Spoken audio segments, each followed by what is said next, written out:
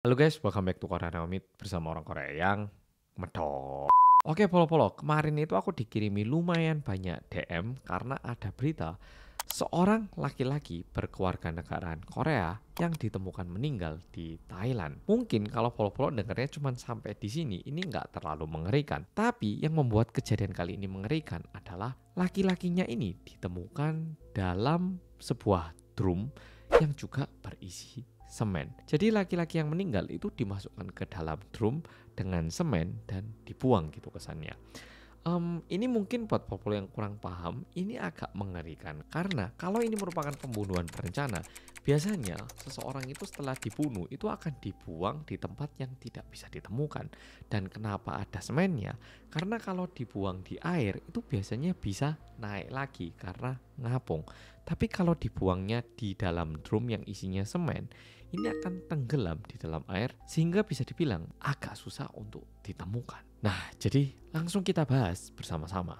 Pertama-tama, korban yang ditemukan ini bermarga No dan diperkirakan berusia 34 tahun. Dan kenapa ini orang pergi ke Thailand? Karena dia itu memang pergi liburan ke Thailand dan juga sekalian untuk bertemu pacarnya yang merupakan orang Thailand. Si korban ini berangkat ke Thailand itu pada tanggal 30 April tahun 2024. Dan karena tujuannya itu memang liburan dan juga ketemu pacarnya, dia itu berangkat sendiri, nginep di penginapan juga sendiri. Jadi semuanya itu sendiri, selayaknya kita itu pergi liburan sendiri gitu.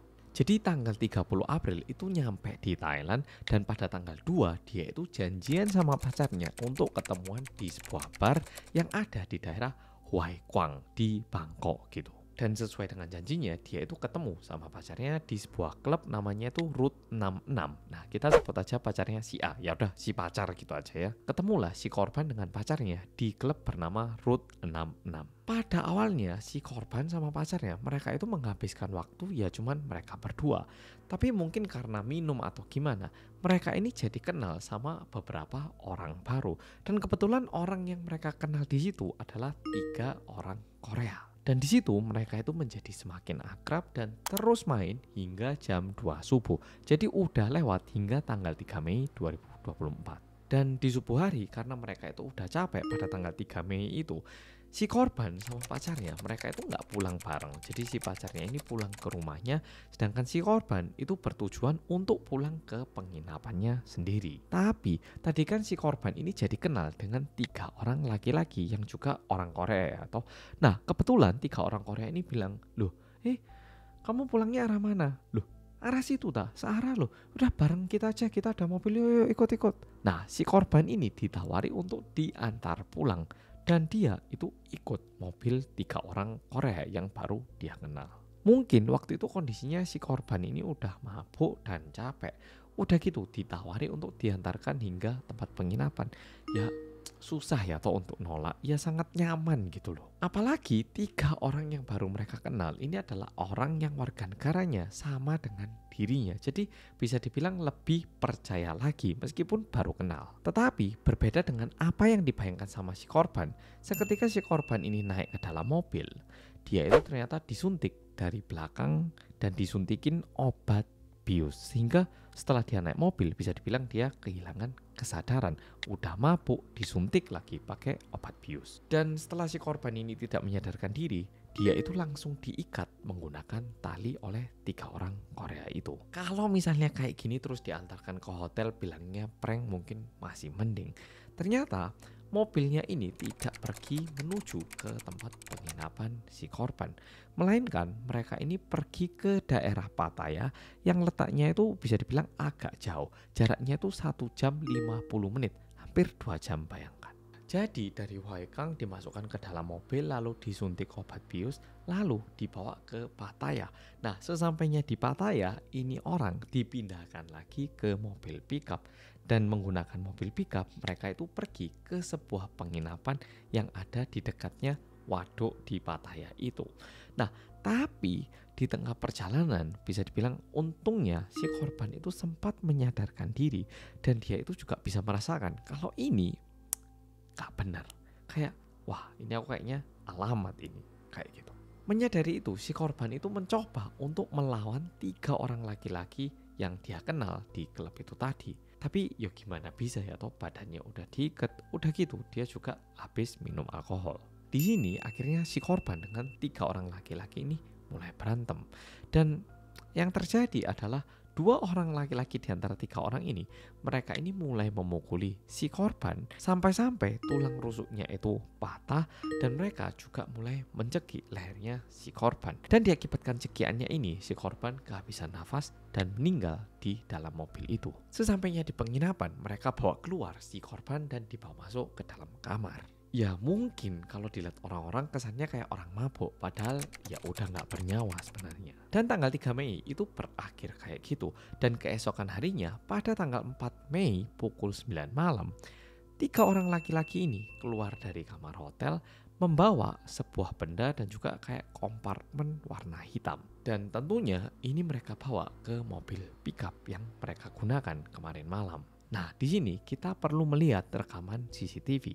Ternyata 3 orang ini sempat membeli drum plastik berwarna hitam dan juga sebuah tali. Setelah membawa barang-barang ini ke mobil, mereka berangkat menuju ke Waduk Pattaya. Sesampainya di situ, mereka parkir dan mereka bawa turun. Nah, di situ mereka itu parkir sekitar selama 1 jam, dan setelah itu mereka kembali lagi ke mobil tanpa membawa kembali drum plastik ataupun benda-benda yang mereka bawa. Dan 3 hari setelah itu, pada tanggal 7 Mei tahun 2024, pacarnya si korban itu mulai merasakan hal yang aneh. Karena pacarnya itu nggak bisa dihubungi, sehingga si pacarnya ini memutuskan untuk membuat laporan ke polisi. Tapi yang melaporkan kejadian ini itu nggak cuma pacarnya.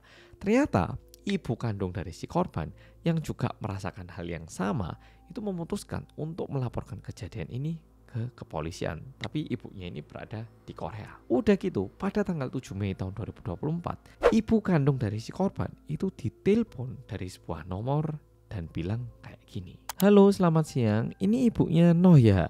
Nah, ini kalau ibu mau menyelamatkan anaknya, ibu harus mengirimkan uang 3 juta baht ke rekening ini, Bu. Nah, kenapa ibu harus mengirimkan uang? Karena anak ibu itu habis merugikan bisnis saya, Bu. Obat-obatan yang ada di tempat bisnis saya itu dibuang-buang sama anak ibu. Kalau ibu mau menyelamatkan anak ibu, kirimkan uang, Bu, 3 juta baht. Kalau ibu nggak mau ganti rugi, nggak apa-apa. Tapi mungkin yang pulang itu cuma namanya nanti. Ya, jadi ibu jangan berharap bisa ketemu putra ibu lagi. Ya, pilihannya ada di tangan ibu, Bu. Ya udah, dadah. 3 juta baht. Jujur angka 3 juta ini kan terkesan tidak terlalu besar ya toh. 3 juta baht itu senilai 112 juta Korea won, alias sekitar 1,3 miliar rupiah.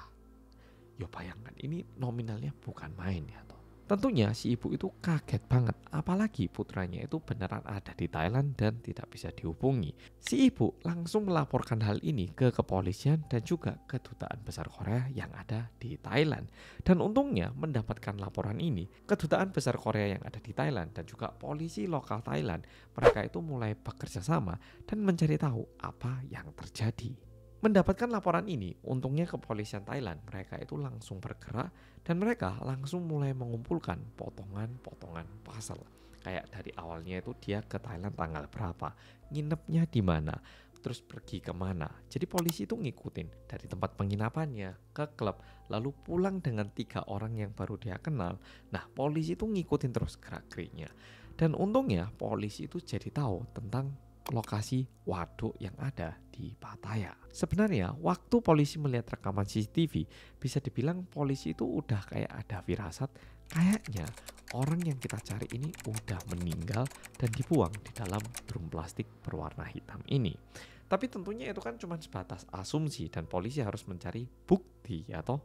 Dan untuk mencari drum plastik yang berwarna hitam itu, akhirnya polisi meminta bantuan penyelam profesional untuk mencari keberadaan drum plastik ini, karena kan udah dibuang di waduk di dalam air gitu. Dan akhirnya pada tanggal 11 Mei tahun 2024, setelah melakukan 2 jam penyelaman, mereka berhasil menemukan drum plastik berwarna hitam. Dan seperti yang udah kita tahu, korban itu berada di dalam drum plastik itu. Waktu dibuka, kondisi tubuh si korban itu bisa dibilang udah lumayan tidak bisa dikenali.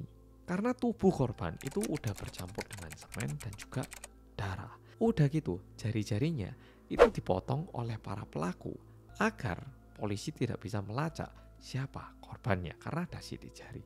Nah, itu dipotong biar tidak bisa diidentifikasikan ini orang siapa sebenarnya.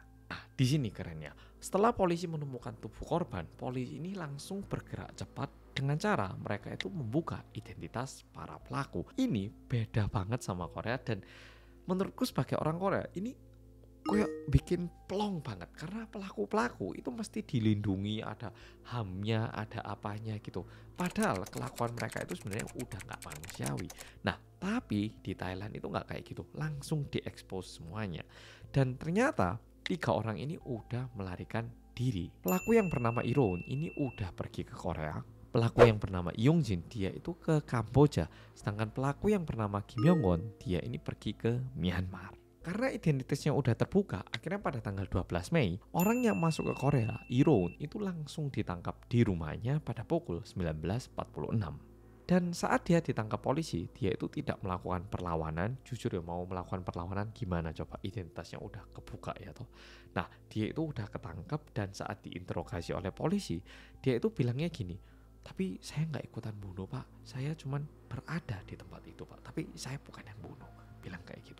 Dan pada tanggal 13 Mei, kepolisian Korea ini meminta bantuan dari Interpol, International Police, untuk menangkap 2 pelaku lainnya. Dan untungnya pada hari itu, pada pukul 9 malam, salah satu agen Interpol itu berhasil menemukan seorang laki-laki berwarga negara Korea yang terlihat seperti Lee Yong-jin di Phnom Penh. Dan pada tanggal 14 Mei, lebih tepatnya di malam hari 00:10, kepolisian Kamboja, agen Interpol dan juga kepolisian Korea itu bersama-sama menangkap orang bernama Yongjin ini ataupun pelaku Yongjin ini. Dan tentunya langsung dipulangkan ke Korea agar bisa dihakimi. Iroon sama Yongjin ini kan udah ditangkap ya toh. Dan saat diinterogasi oleh polisi, apa motif kalian melakukan semua ini? Mereka itu bilangnya kayak gini, ya hari itu kita itu lagi nyari target dan kebetulan yang kena ya si Noh ini. Jadi mereka itu bukan menargetkan si Noh, tapi mereka ini menargetkan siapa saja dan kebetulan yang kena itu ya si korban ini. Dan kebetulan si korban ini juga merupakan orang Korea sehingga mereka itu mikirnya kayaknya gampang deh diancam dan juga minta uangnya bakal lebih mudah. Dan akhirnya mereka melakukan semua aksi ini. Nah, tapi di sini ada satu info yang sedikit menyeramkan. Seperti yang Polo tahu, pelakunya kan ada 3 orang. Salah satunya yang bernama Kim Yong-won ini yang tadi lari ke Myanmar, dia ini masih belum tertangkap dan harusnya sih dia mau pergi ke negara manapun itu pastinya dicekal karena namanya ini udah disebar. Tapi barangkali di antara Polo mungkin ada yang melihat seseorang memiliki tato Irezumi kayak di foto ini. Lebih baik hati-hati karena bisa jadi itu adalah Kim Yong-won. Ya tentunya nggak semua orang yang memiliki tato itu adalah Kim Yong-won. Tapi kalau misalnya Polo melihat orang Korea yang memiliki tato ini, lebih baik sedikit berhati-hati. Dan hingga saat ini waktu aku membuat video ini masih diinvestigasi. Jadi kita sendiri masih nggak tahu hukumannya bakal kayak apa dan apakah Kim Yong-won udah tertangkap atau belum. Tapi satu info menyedihkan yang bisa tak bagikan di sini adalah si korban itu nggak dipulangkan ke Korea, namun pihak keluarga memutuskan untuk mengubur putranya di Thailand dan dimakamkan dengan tradisi Thailand katanya. Jujur ini agak menyeramkan karena siapapun yang mau liburan sendiri itu bakal kayak wah bisa jadi aku jadi korban. Apalagi pelakunya adalah orang-orang yang berwarga negara sama dengan korban. Dan sebenarnya diakibatkan berita-berita kayak gini kita itu pasti merasa kayak wah sekarang dunia lebih gak aman gitu ya. Tapi kalau menurutku sebenarnya dari dulu kejadian-kejadian kayak gini tuh ada, tapi kalau nggak ketangkep kita nggak tahu atau nggak masuk berita. Jadi kalau menurutku sebenarnya dunia itu masih sama, tapi informasi yang kita dapatkan sekarang itu jauh lebih cepat dan lebih luas. Sehingga dari berita yang kecil sampai berita yang besar itu kita tahu semua, sehingga ngerasa kayak wah dunia ini kok sekarang makin busuk gitu. Tapi menurutku dari dulu dunia itu udah busuk, cuman kitanya aja belum melihat sisi busuknya kayak. Oke Polo, jadi video kali ini sampai di sini. Mungkin buat Polo yang liburan kemana gitu, ya rek ketemu siapapun kalau baru kenal ya mendingan kasihlah sedikit jarak, oke? Ya kadang kalau kita ngelihat drama ketemu seseorang di tempat hiburan terus jadi best friend ataupun jadi pacar gitu kan keren ya toh. Tapi ikut drama rek, oke? Jangan dilakukan di kehidupan nyata karena masa kita mau meresikokan nyawa kita, ya toh? Oke, polo-polo. Jadi video kali ini sampai di sini. Terima kasih sudah nonton dan sampai jumpa di video